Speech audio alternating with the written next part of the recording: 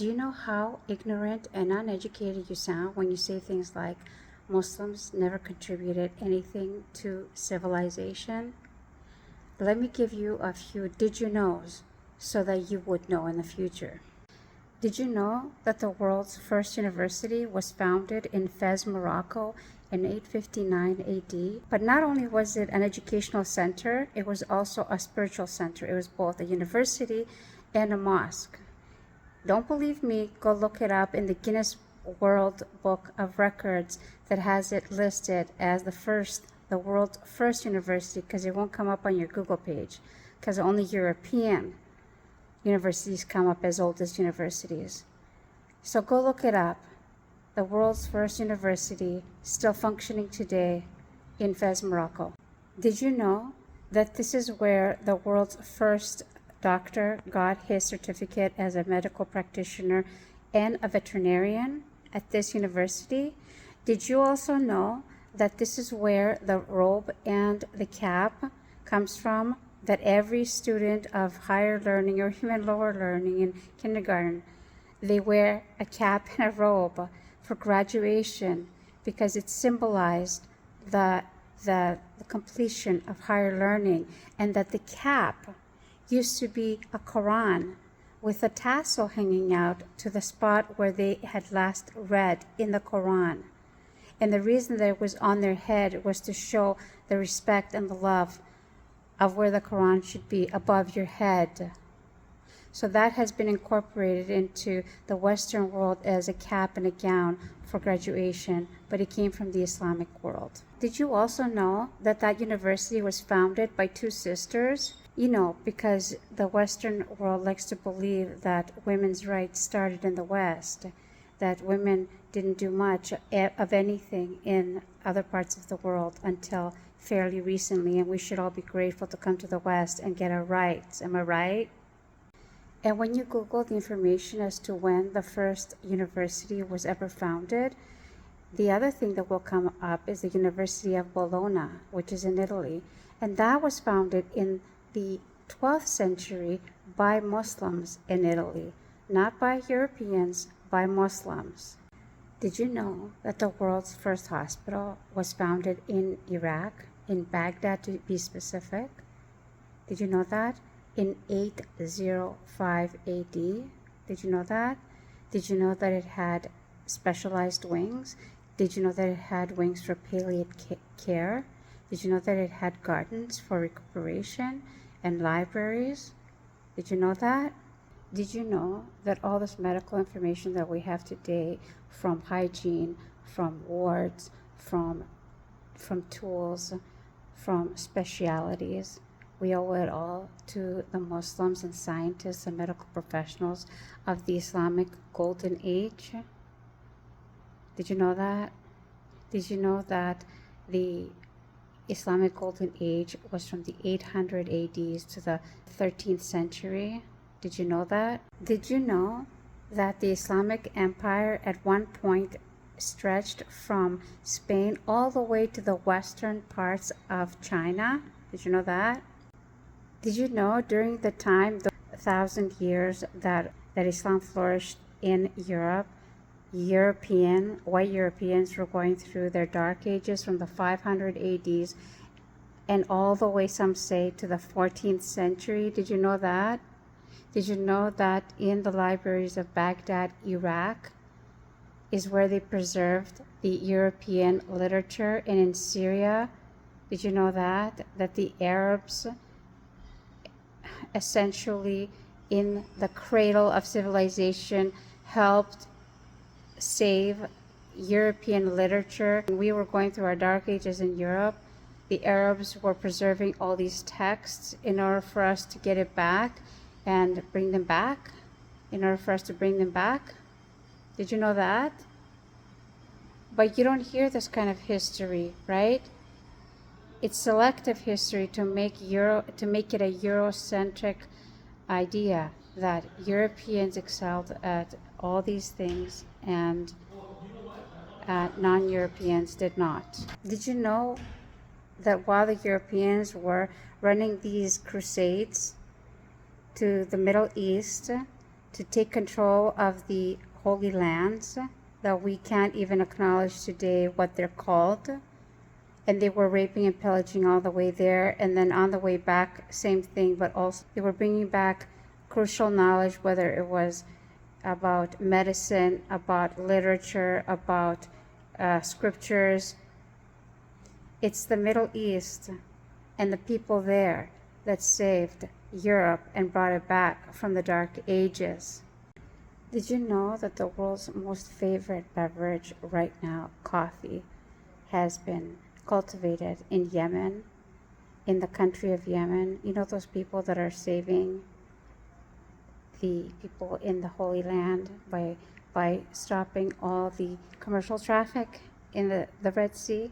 Those people, they cultivated the plant, the coffee plant, which originally came from Ethiopia.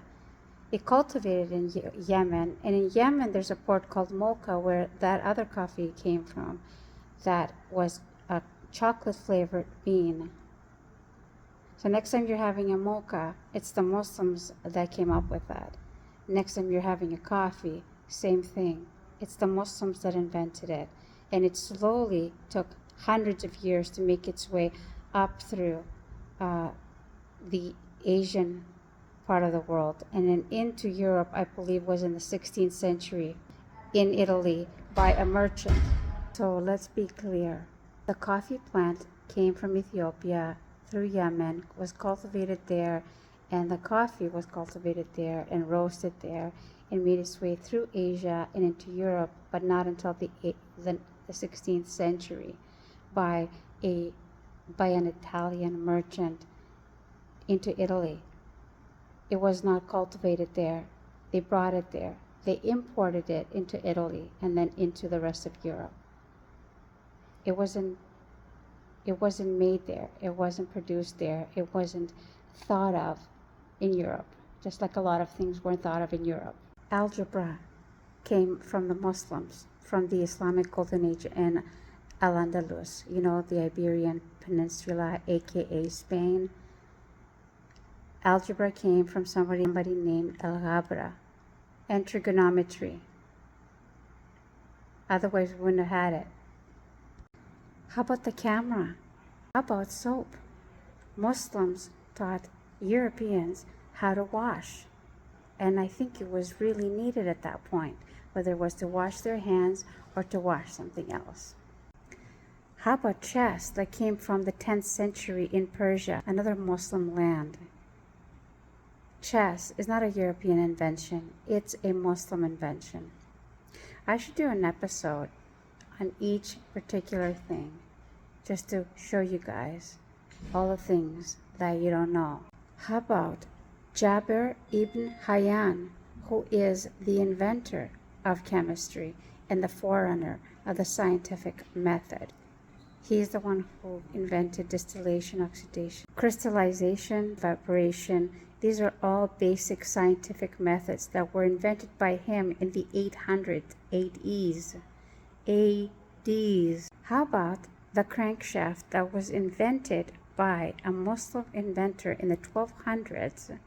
And it's a very important part of, you guessed it, the car. How about the process of how to make a quilt that was brought into Europe by the Crusaders from Muslim lands? How about that? How about the pointed arches of the Gothic European cathedrals that was borrowed from Islamic architecture? How about that?